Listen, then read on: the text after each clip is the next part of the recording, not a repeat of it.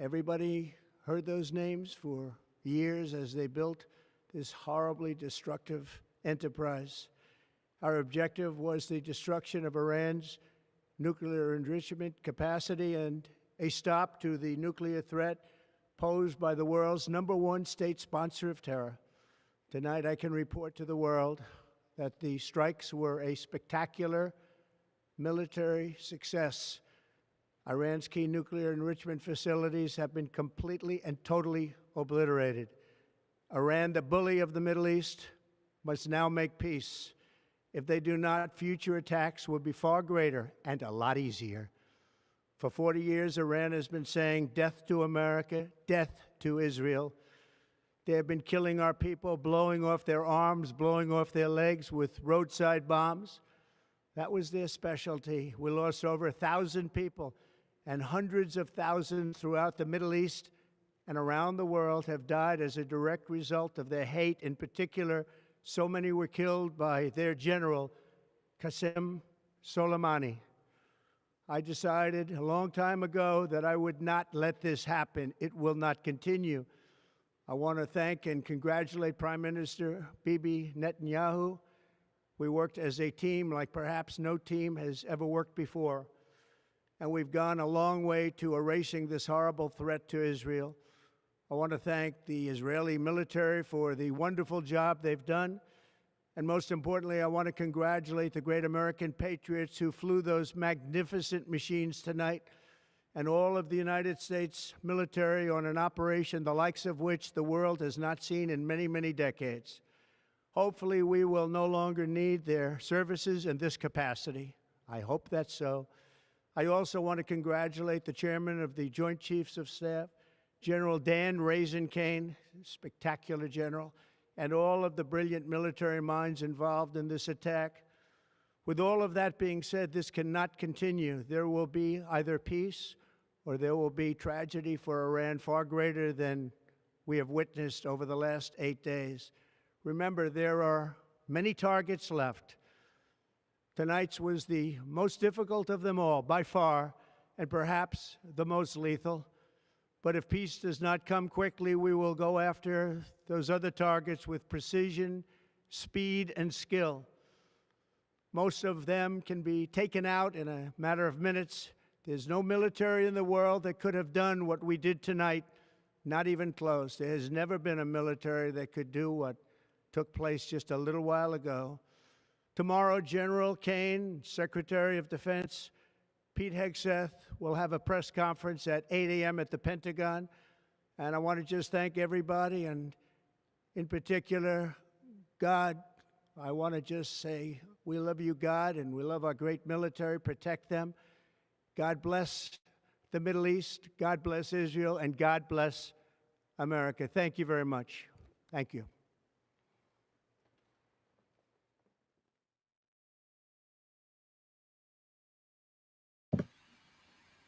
And there you have it.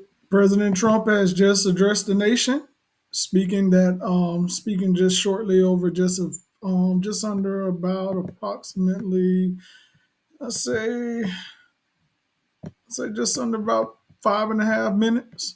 I know that we came in a little too late onto the pod, but just want to just let everybody know we're gonna be back. We're gonna be having more shows over the next couple of days.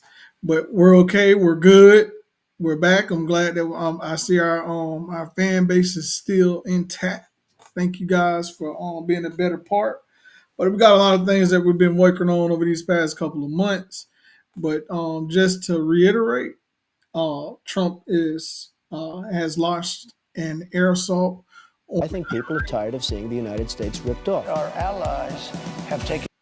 Trump has launched an air assault against the Iranian government. He says that it was a highly successful launch by the U.S. Air Force. He also mentioned that within the speech that our brave soldiers, he didn't really lay out too much of anything of what we've already known. Trump has said that that he thinks that this is it. He hopes so. He hopes that it is, but we'll see. Only time will tell. Iran, they said it's been awfully quiet. We haven't heard anything. We know that over the last couple of days that we had saw China moving some supplies and stuff into Tehran. As soon as they entered into Iranian airspace, they turned off their transponders, according to Fox News. Uh, just to touch on a few other subjects as far as of what the news of the day is. Uh, People, we warned you all during the presidential cycle. We sat here many of days trying to warn everybody about the actual consequences of what ultimately take place, and we're starting to see that now. The United States has moved into a new geopolitical world. I can say it that way now. Uh, President Trump just, not President Trump, but President Obama mentioned just the other day, said that America is almost to a brink of accepting autocracy. We're starting to see the early stages of what can probably be one of the most this decision can either make or break this presidency. In fact, the entire world. We've seen our allies. We know that Trump is scheduled to be in at the NATO summit this upcoming week. We know there are going to be a couple of more things that are going to be coming out of that meeting. We want to know exactly if our allies are going to be with us. That's the number one question. Trump is pretty much alienated and pissed off everybody in the world. So the question is, everybody, some people will say that this is a two-pronged war. It's been tit for tat. Iran, they say they've been funneling funds and stuff to the proxy groups that's in the region that have been firing on Israel. Uh, Folks, this junk has been going on since October 7th, 2020. Is it 2022? It's almost been 2 years now. It's like, when is this junk going to end? They pretty much flattened the entire Palestinian territory. There's famine in the land. People can't get anything to eat, water. I even seen a story on TV just the other day, and they were just talking about this. This one kid was talking about he had to eat some dirt in order to eat because he was that hungry. America, look at yourselves in the mirror. And I want you guys to think about this. What type of country are we going to continue to live for in this moment? Because right now, this is a big deal. Everybody say, oh, it's our United States Army. I've listened to a lot of stories over the past couple of years, and I know that they ran a lot of war game simulations, and a lot of the war game simulations against Iran,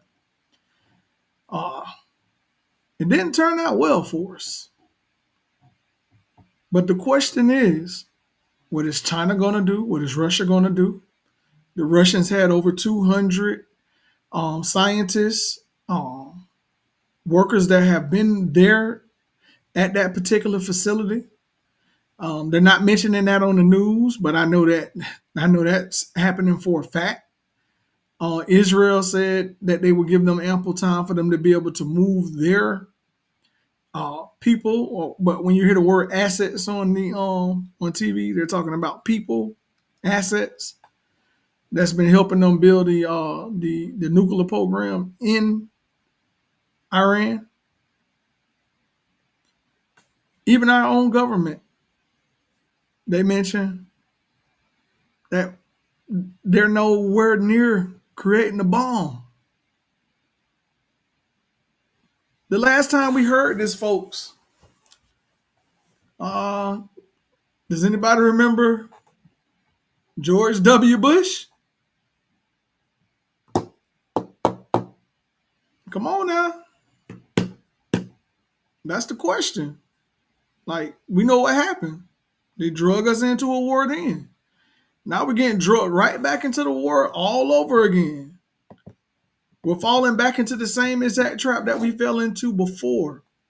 Now the question is, are we in a position of where we're changing the trajectory of what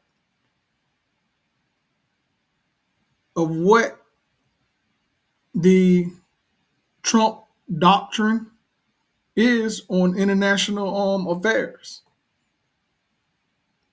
He speaks of America first, but this isn't America first, because I know a lot of prominent Republicans that are not in agreement of this war. We spent over 20 years and over trillions of dollars over in Afghanistan, and those wars pretty much panned out to anything. We're not doing anymore. Like, to me personally, this is my opinion. I don't know if you guys want to comment. I'm not. Come on, bro. In America, people are taking out loans just to buy groceries. But you mean to tell me that we can go drop a 35,000-pound bomb? What is it called? A bunker buster. Bunker buster. We got a buster in the White House. His name Trump. A bunker buster. How much that costs? Do you know how much money it costs just to keep those planes flying in the air? We sent 6 of them down to Guam. Come on. 6 planes? What you need 6 planes? What do you need 6 bombers for?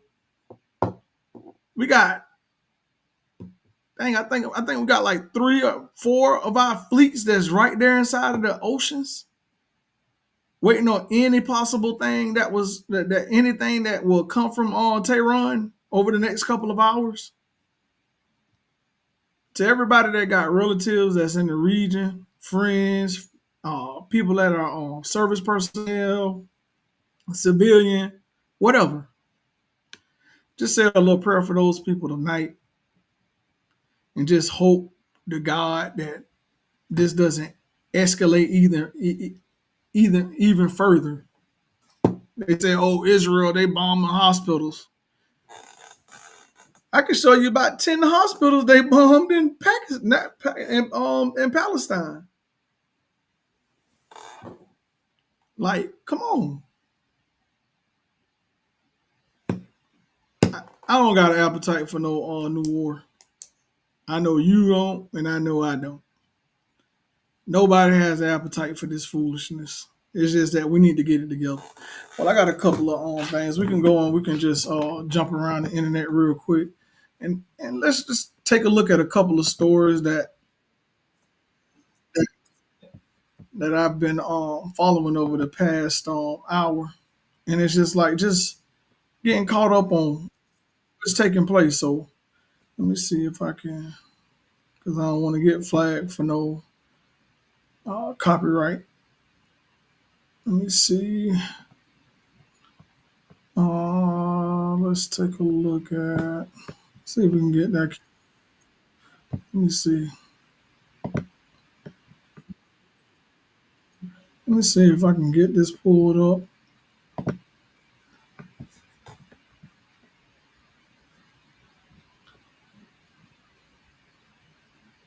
One second.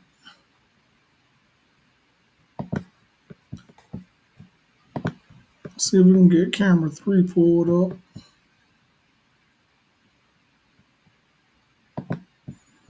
All right, 1 second. I'm just trying to get something added to the scene. Let's kick that. I'm gonna kick that screen. All right.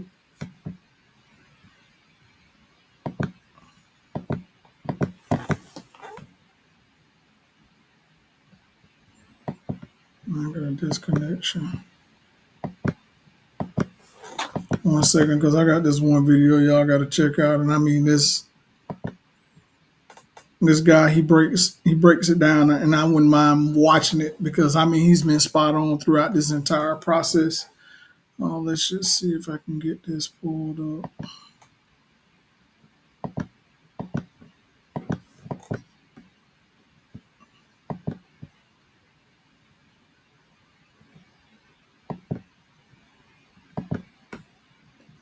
cancel.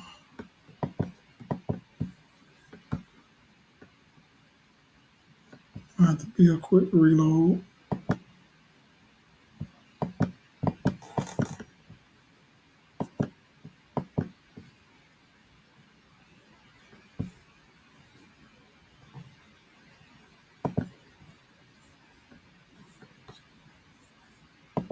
One second.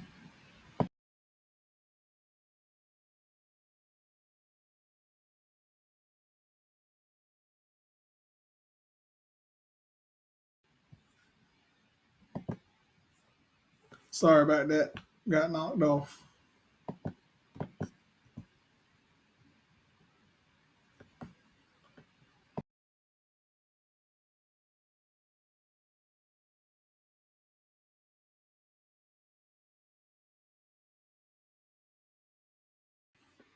All right, sorry about that again. Sorry about that. Sorry about that. We're back. Let's see if I can get this screen up.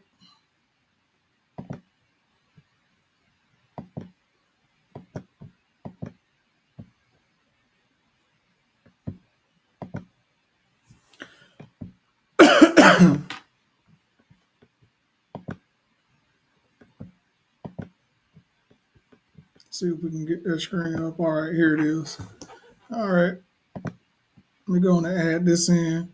This is somebody that I follow and I kind of watch. Y'all can go and check them out, but I just want to do like a little sidebar just on watching this video because I mean this guy's been pretty much spot on a lot of stuff that's been going on over in the region. Hold on, let me switch this.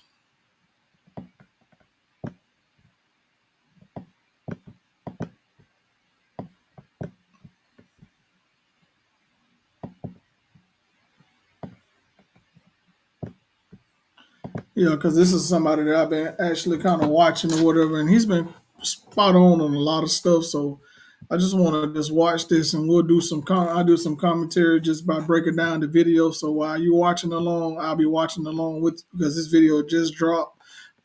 Credits to Jason A. You can find him on YouTube. I want you guys to check this video out. I think people are tired of seeing the United States ripped off. Our allies have taken advantage of us more so than our enemies. Golden eye for Wrong video, guys. Hold on. Let me get this together. Is this a video? Start that one.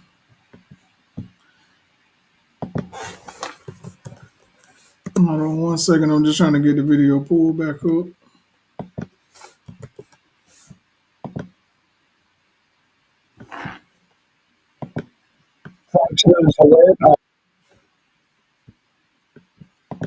One second, guys. We're just about there. I'm just trying to get everything pulled back up. I know you guys can hear me, but I'm just trying to get the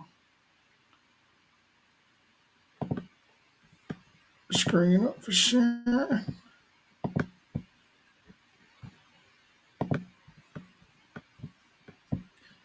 All right, you guys should be able to see that now. Let me go ahead on and get this going. Add the scene. All right, here's the video. I want you guys to go ahead on. We'll watch the video and then we'll talk about it on the other side. But I want you guys to, if you get a chance, just go and check his own page out because I mean he's very informative when it comes to stuff that you may not know. But I just want you guys to check this video out and just tell me what your responses are because he takes all the stories from the day, the most important stuff, and he breaks it down and critiques it with the on the foreign policy aspect. I don't know if you guys follow him, but if you can, take a chance out and follow him because I mean he's been pretty much right on it. All right, and I'm gonna go ahead on and play this, then we'll talk about it on the other side. Just spoke to the President of the United States. I have some new information and breaking details to share about tonight's what is historic air campaign. Now, tonight, Iran's nuclear ambitions, they are officially dead. It appears the United States just completely obliterated Iran's top secret Fordow nuclear facility with 6 huge bunker buster bombs. It was originally speculated that you would only need 2. It turns out they used 5 to 6 dropped from America's stealth B-2 bombers. And that's not all. 2 other major Iranian nuclear sites, Natanz and Esfahan, were wiped out with 30 Tomahawk missiles launched by American submarines some 400 miles away. Everyone is out of harm's way for now. That does not mean that American assets in the region are not at risk, and we are monitoring the Iranian response or potential response all throughout. من هدف مشروع ایران هستند. آمریکا با این اقدامی که انجام داد علیه ایران و حریم هوایی ایران را شکست و جنایت علیه ایران انجام داد دیگه جایی در منطقه غرب آسیا نداره. آقای رئیس جمهور آمریکا شما شروع کردید و ما تمومش خواهیم کرد. The other thing I can point out, Brett, is that this is an operation in the last 18 years since I've been at the Pentagon. I've never seen such operational security. There was nobody speaking about this, any of the preparations. There was a complete lockdown, almost a blackout of information for the last few days. I'm sitting here in the Pentagon right now. I can tell you the hallways are empty, and all of the information is coming right now out of the White House. That is a significant achievement because there were no leaks about the timing. Now, sometimes I think those who, a lot of the flight trackers, the open source intelligence flight trackers, that flight radar did indicate some of the when the B-2s took off from Whiteman. But again, nobody really expected that it would take place this evening. If you looked at the moon schedule, you might have had a clue because it was a waning crescent and almost a new moon on the 25th. So it would have been very, very dark over Iran tonight, and you need that in order to bomb. Or that's the ideal condition for something like a B-2 that is, yes, it's stealth, but it still has to be escorted in case any Iran were to put up any planes or there were any opportunities to fire on those B-2s, which are such valuable and very, very special planes. Only the U.S. military has this kind of weaponry and this capability. No other country in the world could have carried off what occurred tonight at those 3 uranium enrichment sites in Iran. Yeah, again, you're exactly right on the operational security here and the fact that there were obviously some red herrings, and in a world where decisions are made and the world digests the decision even before it's made because of social media and everyone's watching everywhere, this was a pretty amazing operation. When you start thinking that the president said within 2 weeks, we are 2 days from within 2 weeks, and this happens with a post on Truth Social and no other word really getting out ahead of that is pretty stunning. But the U.S. taking a significant step, and I will note that I had the chance to ask the president yesterday very specifically how this moment was different than the decision of a previous Republican administration more than 20 years ago to strike over questionable intelligence about weapons of mass destruction. And he said that he knew that they were building a nuclear weapon. That is in contrast to the assessment of his own Director of National Intelligence, Tulsi Gabbard, who suggested that the U.S. intel community did not have that same intelligence. Jose.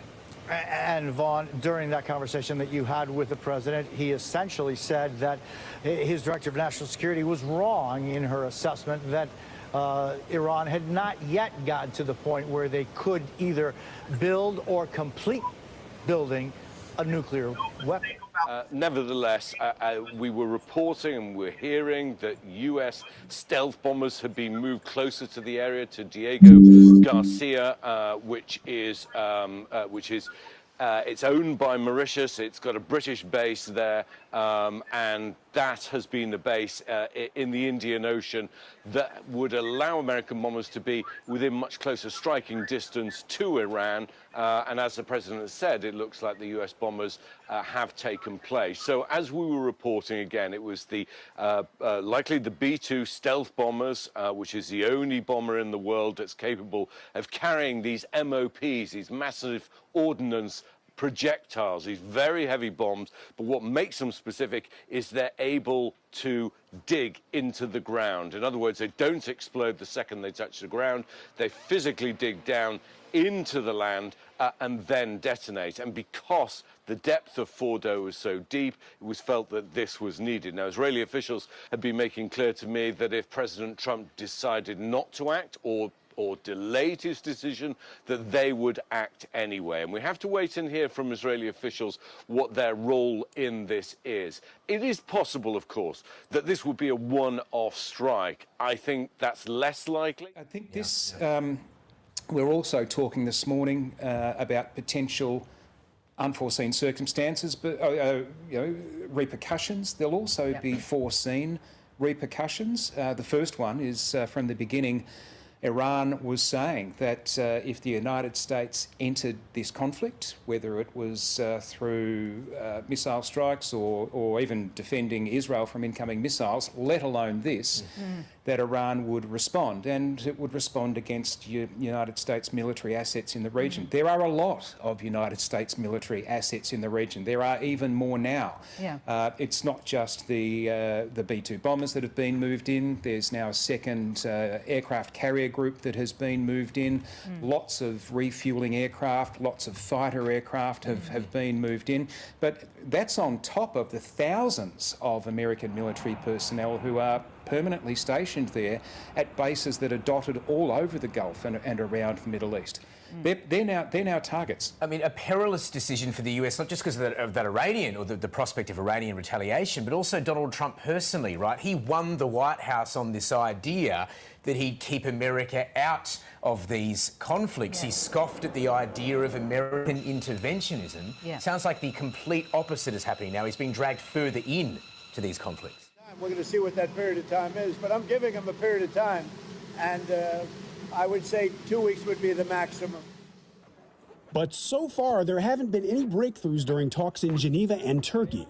Iran's foreign minister said his country won't negotiate with the U.S. while Israel's bombardment continues. Iran is ready to consider diplomacy once again, and once aggression is stopped and the aggressor is held accountable for the crimes committed.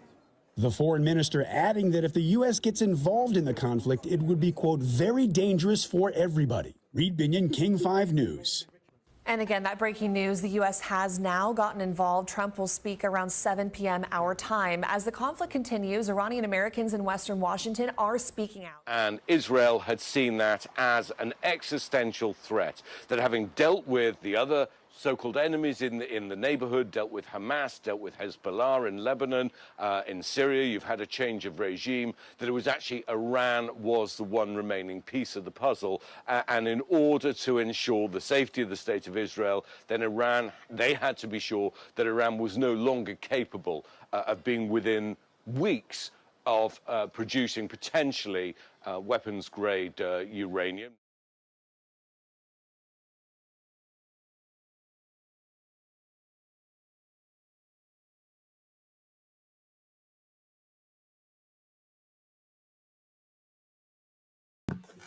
Well, there you have it. Well, good evening. We are coming on the air with